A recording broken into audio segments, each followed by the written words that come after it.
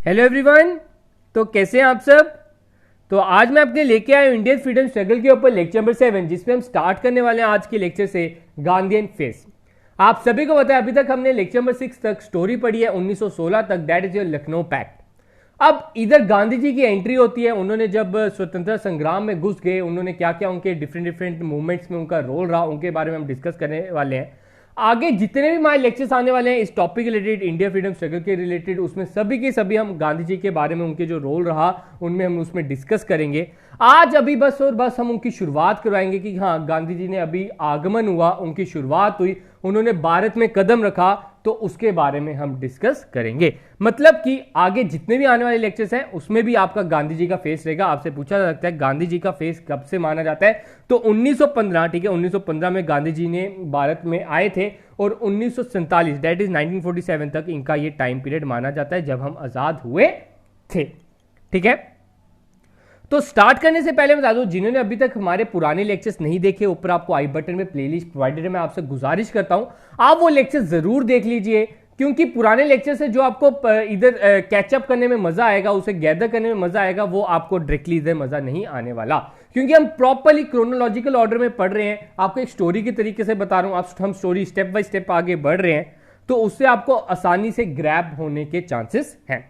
तो अब बात करते हैं Gandhian phase, that is from 1915 to 1947। मैं आपको एक बार एक स्टोरी सुना देता हूं, उसके बाद ये जो मैं आपको दिखाता हूं, हमने जो पीडीएफ बनाई है उस पीडीएफ को हम आगे पूरा डिटेल में पढ़ेंगे।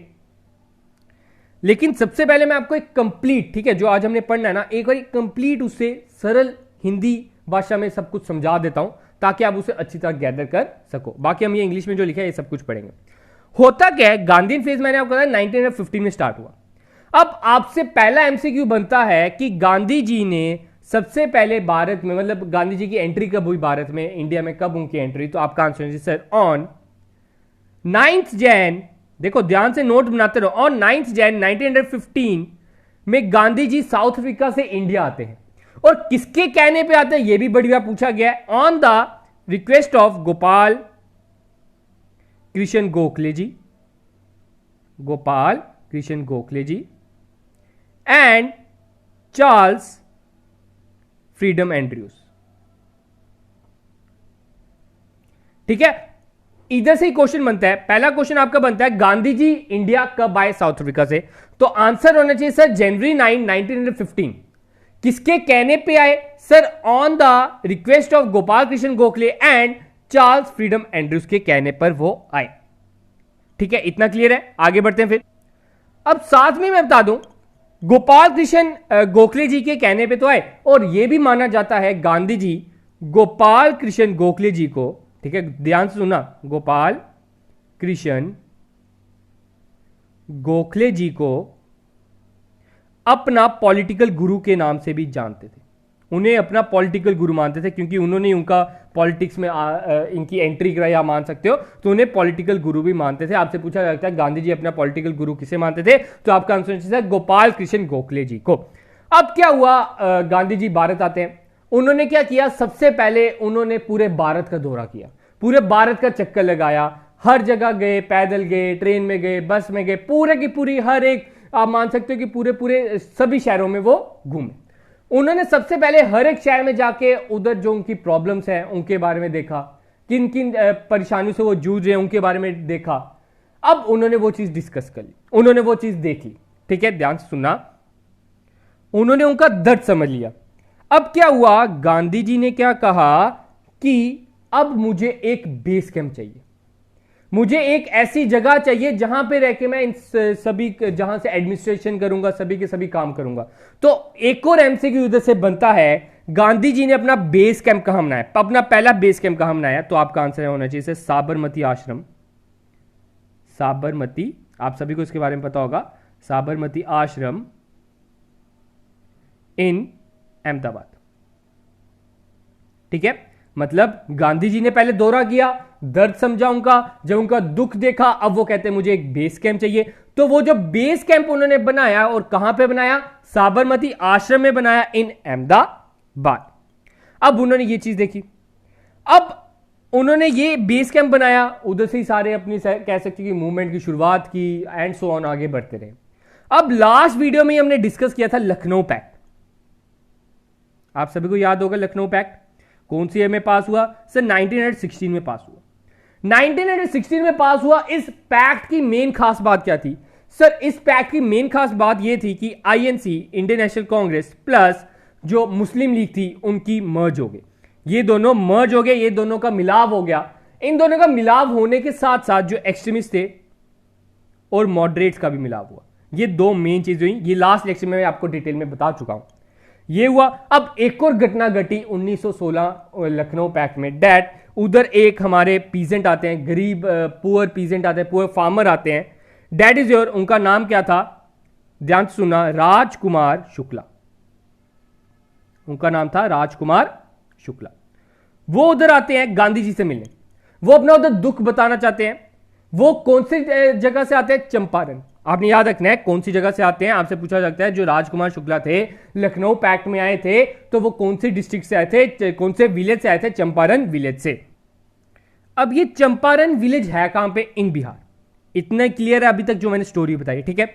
अब इधर से ही गांधी जी की 3 सत्याग्रह, 3 मूवमेंट्स की शुरुआत होती है जो हमने इस लेक्चर में डिटेल में पढ़ने, ठीक है। ध्यान से सुनना। अभी तक मैंने क्या बोला? लखनऊ सेशन हो रहा था। लखनऊ सेशन में एक पीजेंट आते हैं, एक पुअर पीजेंट आते हैं। उनका नाम था राजकुमार शुक्ला।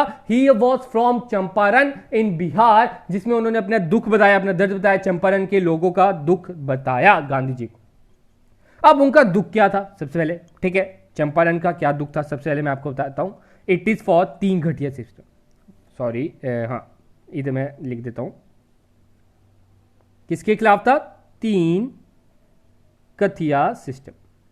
अब इस सिस्टम में क्या होता था, ठीक है, ध्यान सुनना। इस सिस्टम में ब्रिटिश गवर्नमेंट ने क्या अत्याचार किया? उन्होंने बोला, पीजेंट्स फार्मर्स को बोला कि तुम्हारी जितनी भी जमीन है उसका 3/20 हिस्सा, ठीक है, मतलब 20 हिस्सों में बांट दो। उसका 3 हिस्सों में आप इंडिको उगाओगे। आपने ये जो इंडिको है उगाना ही उगाना। अब क्या होता था? इंडिको उगाने से उन्होंने एक उगा तो ली, उन्होंने उधर बना तो ली, लेकिन उसके बाद इनकी जमीन हो जाती थी बंजर। जमीन भी बंजर होती थी जिसके कारण फार्मर्स को बहुत ज्यादा नुकसान झेलना पड़ा। फार्मर्स को नुकसान झेलना पड़ा और साथ में जो इंडिको वो आगे ब्रिटिशर्स खरीदते थे, बड़े सस्ते रेट में खरीदते थे और वो इंटरनेशनल मार्केट में बहुत महंगी बेचते थे। ये भी बहुत बड़ी प्रॉब्लम थी। 3 कटिया सिस्टम में ध्यान सुनना, मैं आपको एक समझाता हूं, समझ लो। ये आपकी लैंड है। लैंड के बीसी से कर दो 1 2 3 4 5, 1 2 3 4 5, 1 2 3 4 5, 1 2 3 4 5 हो गए बीसी से। हाँ सर 20 हो गए। इस 20 हिस्सों में से उन्होंने बोला 3 हिस्से जो हैं, ठीक है, इधर मैं कलर चेंज कर देता हूं। इधर आपने इंडिगो उगानी और उगानी ही उगानी। अब इंडिगो क्या करती थी? बंजर धरती करती थी, बंजर धरती कर देती थी और साथ में वो रेट बड़ा कम देते थे ब्रिटिशर्स हमें इस चीज के लिए। इधर तक क्लियर है? तो इस 3 कटिया सिस्टम के खिलाफ गांधी जी आगे आए। उन्होंने 1917 में ये एक कैंपेन स्टार्ट किया। 1917 में उन्होंने चंपारण, ठीक है, ध्यान सुनना, आपसे पूछा जाता है कौन सा सत्याग्रह स्टार्ट हुआ 1917? दैट इज चंपारण सत्याग्रह। और इधर से गांधी जी की शुरुआत होती है और आपसे पूछा जाता है फर्स्ट मूवमेंट गांधी जी की कौन सी थी? तो दैट इज चंपारण सत्याग्रह। अब आप सभी को पता है कि गांधी जी जो थे अहिंसा के पुजारी थे, वो अहिंसा नहीं करते थे, ठीक है। तो वही चीज है, अब उन्होंने बड़ी ज्यादा मूवमेंट चलाई, बड़ी ज्यादा उन्होंने आगे ब्रिटिशर्स को फोर्स कर दिया कि हाँ तुम ये सिस्टम खत्म कर दो। और इसके तहत उन्होंने ये जो चंपारण सत्याग्रह के तहत उन्होंने ये जो 3 कटिया सिस्टम था इसे खत्म कर दिया। तो इधर से जो एमसीक्यू आ सकते हैं एक बार मैं बता देता हूं। पहला एमसीक्यू आपका आ सकता है चंपारण सत्याग्रह कौन सा था? ये हमारी गांधी जी की फर्स्ट मूवमेंट थी और ये कौन से ईयर में स्टार्ट हुई? 1917 में हुई। चंपारण डिस्ट्रिक्ट कहां पे है सर? बिहार में है। और इसमें क्या था? 3 कटिया सिस्टम के खिलाफ से हमारी मोर्चा था। 3 कटिया सिस्टम क्या था सर? 3 कटिया सिस्टम में 3/20 हिस्से में हमें इंडिगो उगानी है और इंडिगो उगाने से हमारी धरती बंजर हो जाती, धरती बंजर हो जाती और साथ में हमें रेट भी बहुत कम मिलता था। और ये इस पहली मूवमेंट में गांधी जी को सफलता भी मिली और ब्रिटिशर्स ने ये जो इनकी 3 कटिया सिस्टम था इसे रद्द कर दिया गया, इसे खत्म कर दिया गया। तो अब आगे बढ़ते हैं 1918 में। 1918 में क्या होता है? एक और मूवमेंट की शुरुआत होती है 1918 में, दैट इज खेड़ा सत्याग्रह। कौन सा? मैंने अभी बोला 3 सत्याग्रह हुए। पहला आपका होता है चंपारण, दूसरा आपका होता है खेड़ा सत्याग्रह। ठीक है, खेड़ा सत्याग्रह कौन सी है आपका होता है, आपने ध्यान रखना है, 1918 में होता है। अब खेड़ा सत्याग्रह के तहत क्या था? It is against the rising land taxes. जो लैंड के टैक्सेस थे वो बढ़ते जा रहे थे, उन्होंने 23% हमारे टैक्स बढ़ा दिए थे। आगे उनको क्या होता था, अगर कोई टैक्स पे भी नहीं कर पाता था तो उनकी जमीनें हड़प लेते थे। तो इससे भी फार्मर्स को बहुत ज्यादा हो रहा था, बहुत ज्यादा उन्हें जुल्म सहना पड़ रहा था। तो 1918 में एक और सत्याग्रह की शुरुआत होती है, दैट इज इन खेड़ा, और उसे नाम दिया गया खेड़ा सत्याग्रह। और इसमें क्या हुआ, इसमें हमें क्या रिजल्ट मिला, गांधी जी के मेहनत का फल हमें क्या मिला? 1918 का जो टैक्स था हमें माफ कर दिया गया। 1918 का हमें टैक्स माफ कर दिया गया। 1918 का तो हो गया, साथ में 1919 का भी गांधी जी ने करा दिया। आप देख सकते हो कि उन्होंने 2 साल का टैक्स माफ करा दिया। आपसे पूछा जा सकता है खेड़ा सत्याग्रह का आपको रिजल्ट क्या मिला? आपने बताना सर खेड़ा सत्याग्रह में गांधी जी ने मेन रोल प्ले किया, और गांधी जी का जो मेन रोल था उसके तहत हमें क्या रिजल्ट मिला? That we get 2 years tax exempt. हमारा 2 साल का टैक्स जो है माफ कर दिया गया। और कौन कौन से साल का? 1918 का एंड 1919 का। अब इसके बाद एक और आपकी आती है तीसरा सत्याग्रह, कौन सा था? 1918 में ही हुआ वो भी। 1918 में क्या हुआ? गांधी जी चले गए अहमदाबाद। गांधी जी कहां चल गए? अहमदाबाद मिल वर्कर्स के पास। अब उनकी प्रॉब्लम सॉल्व करनी थी। अहमदाबाद मिल वर्कर के पास चल गए 1918 में। अब उनकी प्रॉब्लम क्या थी? उस टाइम की बात है, उस टाइम पे अहमदाबाद में प्लेग फैल गया बहुत ज्यादा। उधर से बहुत से वर्कर्स की डेथ हो गई, उनके फैमिली मेंबर्स की डेथ हो गई, उन्हें बहुत से नुकसान झेलने पड़े। अब आप सभी को पहले पता होना चाहिए प्लेग क्या है। प्लेग एक बीमारी है जो चूहों से फैलती है। ठीक है, तो प्लेग से बहुत ज्यादा उन्हें नुकसान झेलना पड़ा। अब उनको नुकसान झेलना पड़ा तो उन मिल वर्कर्स ने कहा हमें प्लेग बोनस दिया जाए। मिल वर्कर्स ने क्या कहा? हमें प्लेग बोनस दिया जाए। लेकिन उनकी ये बात नहीं मानी गई। ये जो उनकी डिमांड थी खारिज कर दी गई। तो नहीं मानी गई तो वर्कर्स ने कहा अच्छा नहीं मानो, चलो ये चीज नहीं करो, बोनस नहीं दो, लेकिन हमारी जो सैलरी है उसे 50% बढ़ा दो। उन्होंने क्या बोला? हमारी जो सैलरी है वो 50% बढ़ा दो। लेकिन गवर्नमेंट उधर भी नहीं मानी, कहती हम 50% नहीं बढ़ा सकते, चलो आपका थोड़ा सा मान लेते हैं, मान रख लेते हैं, तो 20% बढ़ा देते हैं। लेकिन इससे वर्कर्स खुश नहीं थे। 20% से उनका कुछ नहीं बनने वाला था, तो उन्होंने गांधी जी को अप्रोच किया। तो गांधी जी के सत्याग्रह के तहत, उनके नॉन वायलेंस के तहत इन्हें 35% की छूट मिल गई, 35। अब इधर से क्या एमसीक्यू आ सकता है? 1918 में कौन सी घटना घटी, कौन सी सत्याग्रह स्टार्ट हुआ? सर अहमदाबाद मिल वर्कर सत्याग्रह स्टार्ट हुआ। इसके तहत क्या था सर? उधर प्लेग फैल गया था। सर ये एक बीमारी है जो चूहे से फैलती है, और ये बीमारी जो चूहे से फैलती है इसमें इनकी क्या डिमांड थी कि वो प्लेग बोनस थे।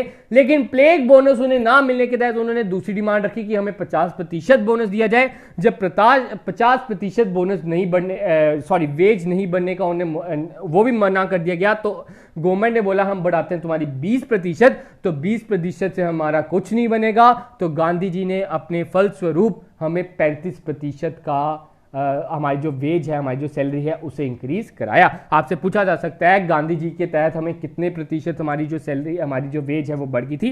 That is 35%। लेकिन हमारी डिमांड थी 50%। चलो ना से बल्कि कुछ तो हमें मिला।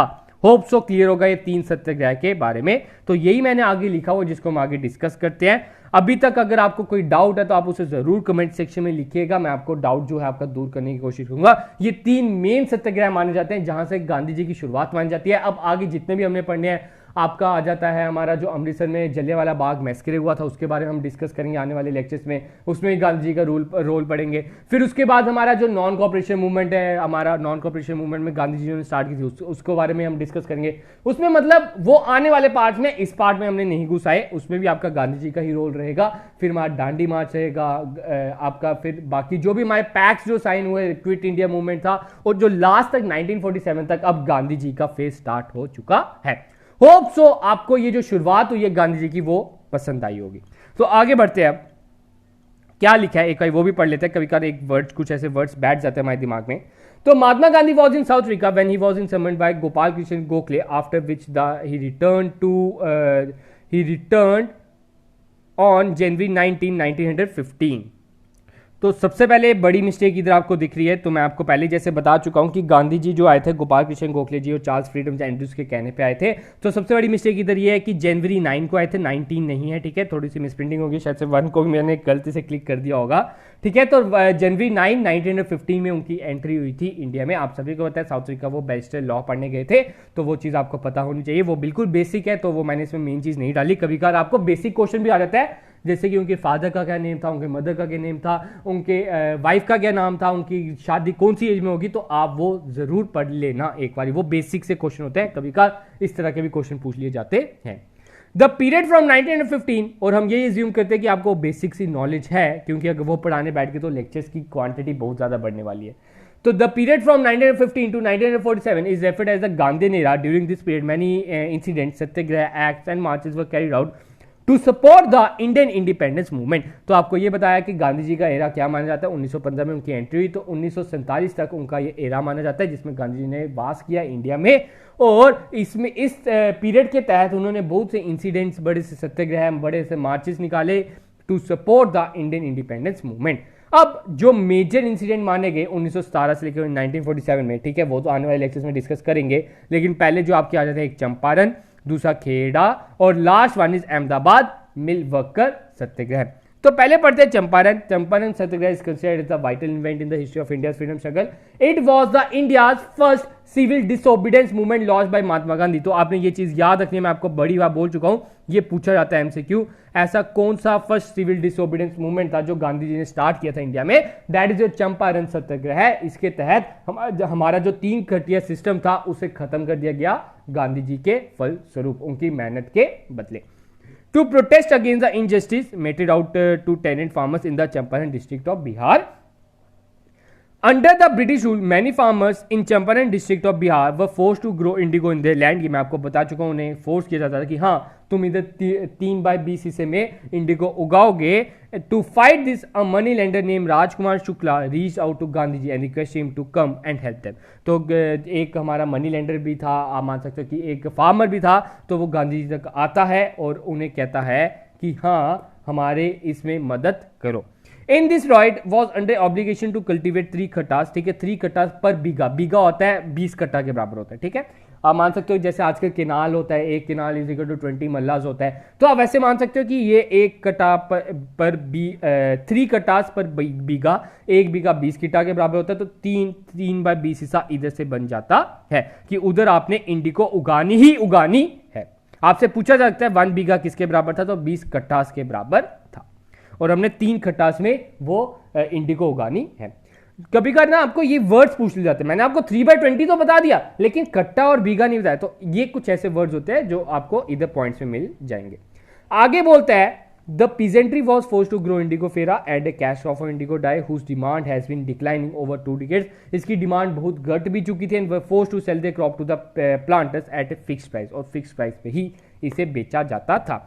Unhappy with this, the peasantry appealed to Gandhiji in his ashram in Ahmedabad, pursuing to a strategy of non-violent protest. Gandhiji took the administration by surprise and won concessions from the authorities. तो इसके तहत उन्हें ये concession मिल गई। अब आगे बढ़ते हैं, जो हमारा सेकंड सत्याग्रह आया, खेड़ा सत्याग्रह इन 1918। खेड़ा सत्याग्रह में क्या हुआ, peasants were already struggling with the restriction of crops by late rains. अब उस टाइम पे क्या होता है, फेमाइन भी फैल गया था, तो उस टाइम पे लेट रेन्स के कारण उनकी जो खाना था, उनकी जो क्रॉप थी वो इतनी अच्छी, उनकी फसल इतनी अच्छी नहीं होगी, उनकी फसल अच्छी नहीं थी, और ऊपर से ब्रिटिश गवर्नमेंट क्या कहती, हमारा टैक्स बढ़ा दो, हमारा 30% टैक्स बढ़ा दो, तो ये तो गलत बात थी। अब आपने लगान फिल्म भी देखी होगी, उसमें भी टैक्स बढ़ाने की बात हुई थी कि हाँ टैक्स दे दो, अगर हम फिर उसमें यही हुआ था क्रिकेट मैच कर लो, एंड आपका अगर क्रिकेट मैच आप जीते हो तो आपका 4 साल का टैक्स माफ कर दिया जाएगा। तो ये भी कुछ स्टोरी आप थोड़ी सी मिलती जुलती बना सकते हो कि उन्होंने आगे उधर फेमाइन, उधर से बारिश नहीं हो रही थी, बहुत ज्यादा बारिश लेट हुई, तो उसके कारण उनकी क्रॉप बेटर नहीं हुई, और ऊपर से गवर्नमेंट कह रही है हमें 30% और ज्यादा टैक्स दे दो, तो वो गलत बात है। The peasants of Kheda could not pay the revenue and were demanding that revenue collection by relaxation. Instead, British government raised the revenue. अब वो peasants कहते हैं कि हमें उल्टा रिलैक्सेशन मिलनी चाहिए, लेकिन गवर्नमेंट हम पे और अत्याचार कर रही है, कह रही है कि और टैक्स दो। Local lenders already running no revenue campaign, though the Gujarat Sabha they got in touch with Gandhiji in January 1918, but it was not until 22 March that Gandhiji decided to launch a satyagraha in this sport. ये चलो इतना important नहीं है, आगे जो main आता है what happened in Kheda. अब खेड़ा में क्या होता है, Sardar Vallabhbhai Patel and a close coterie of devoted Gandhi, namely आप नाम पढ़ सकते हो, tortured the countryside toured the countryside and organized the villages and gave them political leadership. अब वल्लभ भाई पटेल जी ने भी इसमें मेन रोल प्ले किया. आपसे पूछा जाता है खेड़ा में कौन किस लीडर ने मेन रोल प्ले किया, तो वल्लभ भाई पटेल जी ने मेन रोल प्ले किया. निहारी पारिक, मोहनलाल पांडे, इंदुलाल याग्निक, रविशंकर व्यास, इन सब ने एक मेन लीडर का रोल प्ले किया इन खेड़ा सत्याग्रह. Many arose Gujaratis from the cities of Ahmedabad and Vadodara joined the organizers of the revolt, but Gandhiji and Patel resisted the involvement of Indians from other provinces and seeking to keep it a purely Gujarati struggle. ठीक है, उन्होंने बोला कि purely Gujarati struggle रखो, तो बाहर से भी उन्हें वैसे मिल रहा था support. By April, the Bombay government partially fulfilled the peasants' demand, but not. अब ये भी इंपॉर्टेंट पॉइंट आता है, ध्यान से सुनना. अब अप्रैल तक क्या हुआ, उन्हें दिख गया कि हाँ बाई प्रोटेस्ट चल रहा है, कोई बात तो चल रही है, तो उन्होंने क्या किया, थोड़ी सी छूट दे दी. ठीक है, अभी तक क्या हुआ, थोड़ी सी छूट दे दी. अब आपसे पूछा जाता है गवर्नमेंट, ब्रिटिश गवर्नमेंट ने क्या छूट दी थी, तो ब्रिटिश गवर्नमेंट ने क्या छूट दी, उन्होंने बोला जो हम तुम्हारी प्रॉपर्टी छीन लेते हैं, अगर तुम टैक्स पे नहीं कर पाते हो, हम उस अपनी पॉलिसी को खत्म करते हैं, हम तुम्हारी प्रॉपर्टी नहीं छीनेंगे, आपको थोड़ा और टाइम पीरियड दिया जाएगा, आप थोड़ी देर बाद भी टैक्स पे कर सकते हो. लेकिन गांधी जी कहते हैं हम इससे खुश नहीं है, हमें बस ये नहीं चाहिए, हमें टैक्स माफ चाहिए, और वो गांधी जी लेकर ही जाना चाहते थे. तो हुआ क्या, ब्रिटिश गवर्नमेंट आफ्टर फेसिंग ए यूनाइटेड अपोजिशन, अब फिर भी ऑपोजिशन होते रहा, उन्होंने अपनी ओर से तो हमें थोड़ी बहुत कंसेशन दे दी. क्या कंसेशन दी कि हाँ हम तुम्हारी जो लैंड है उसे ग्रैब नहीं करेंगे, तो अब कंसेशन तो दे दी. अब क्या हुआ, गांधी जी कहते नहीं हमें ये नहीं चाहिए, फिर भी उन्होंने ऑपोजिशन किया उसका, और इसके तहत उन्हें उस साल के साथ साथ अगले साल का भी टैक्सेशन पे छूट मिल गई. आपसे पूछा जा सकता है कितने सालों के लिए उन्हें छूट मिली, 1918, और साथ में 1919 के टैक्स उन्हें माफ कर दिया गया on the basis of Kheda satyagraha. अब तीसरा सत्याग्रह आता है अहमदाबाद मिल वर्कर सत्याग्रह, जिसमें मैंने आपको बताया अहमदाबाद में क्या हुआ, हमारा प्लेग फैल गया था, तो यही चीज आ जाती है, आप पढ़ सकते हो उधर. Cotton industry grew in the city and Ahmedabad became a modern industrial town. ये इंपॉर्टेंट नहीं है. In February March 1918 there was a situation of conflict between Gujarati mill workers and the workers on the question of plague bonus of 1907. ठीक है, तो 1907 का जो plague bonus था उसके कारण था. The mill owners wanted to withdraw the bonus whole. The workers demanded a 50% wage hike. The mill owners were willing to give only 20% wage hike. ठीक है, आपको ये भी चीज याद रखनी, मैंने आपको बता चुका हूं कि वर्कर्स की क्या डिमांड थी, वर्कर्स कहते हैं 50% दो, लेकिन जो मिल ओनर्स थे वो कहते हैं हम 20% ही दे सकते हैं, इतना नहीं दे सकते. In March 1918 under the leadership of Gandhi ji there was a strike in cotton mills. अब क्या हुआ, द स्ट्राइक्स होने बैठ गए. In this strike Gandhi ji used the weapon of hunger strike, और उन्होंने हंगर स्ट्राइक पे भूख हड़ताल पे चल गए. If Gandhi ji were not there as the leader of this revolt, may be the shop was picketed, but it was carried out in pure non violent discipline. और ये जो है आपका नॉन वायलेंट वे में, ठीक है, उस टाइम पे आपको मैं बता दूं वायलेंस बहुत ज्यादा फैलने लगा था, लेकिन गांधी जी ने सभी को शांत करवाया. उन्होंने कहा कि तुम मेरा साथ दो, नॉन वायलेंस में साथ दो, मैं तुम्हारी सारी की सारी डिमांड पूरी करवा दूंगा. And the result was that the strike was successful and the workers got a 35% wage increase, और इसके तहत उन्हें 35% वेज में मुनाफा हुआ. होप सो क्लियर होगा. यही थी कुछ आज की स्टोरी, आज की कहानी, हमारे गांधी जी की जो एंट्री हुई उसकी ये कहानी. 1900 आप मान सकते हो अभी 1915 से लेकर 1918 तक स्टोरी पढ़ ली. कल हम पढ़ेंगे, हमारा आ जाएगा रॉलेट एक्ट आ जाएगा. रॉलेट एक्ट के साथ साथ हम उसमें हमारा जो जलियांवाला बाग मैसेकर हुआ था उसके बारे में डिस्कस करेंगे. होप सो सब कुछ क्लियर होगा. अगर अभी भी कोई आशंका है, कोई डाउट है, तो नीचे एक बॉक्स है जिसे हम कमेंट बॉक्स बोलते हैं, आप उधर जरूर कमेंट कीजिएगा, ठीक है, और अपना फीडबैक भी जरूर दीजिएगा, कैसा अच्छा लगा आपको. थोड़े से आप पॉइंट ग्रेड्स भी दे सकते हो, थोड़ी सी इंटरेक्शन चलती रहनी चाहिए, ठीक है. तो और भी जो भी इस चैनल पर नए हैं वो चैनल को सब्सक्राइब कर ले, ताकि हमारे एंड से कोई भी न्यू वीडियो अपलोड हो आप तक सबसे पहले पहुंचे। और आपका एक फर्ज बनता है जो आप कभी निभाते नहीं हो, मुझे नहीं अच्छा लगता जब आप ये फर्ज नहीं निभाते हो। आपका सबसे पहला फर्ज बनता है चैनल को लाइक किया जाए, शेयर किया जाए, सब्सक्राइब किया जाए, और सबसे ज़्यादा शेयर किया जाए अपने फेसबुक के जितने भी आपके ग्रुप्स हैं, आपके व्हाट्सएप के जितने ग्रुप हैं, आप उधर जरूर शेयर कीजिए। तो ये पीडीएफ मैं आपको टेलीग्राम पे प्रोवाइड कर दूंगा, लेकिन उससे पहले मैं ये जो आपकी डेट है इसे करेक्ट करके ही करूंगा, तो उसके लिए थोड़ा सा लैपटॉप में मुझे करना पड़ेगा करेक्शन, तो कर दूंगा नाइट तक। मैं आपको ट्राई करूंगा कि सेंड कर दूं। तो आज के इतने गाइस, तो मिलते हैं कल अपने नए लेक्चर के साथ।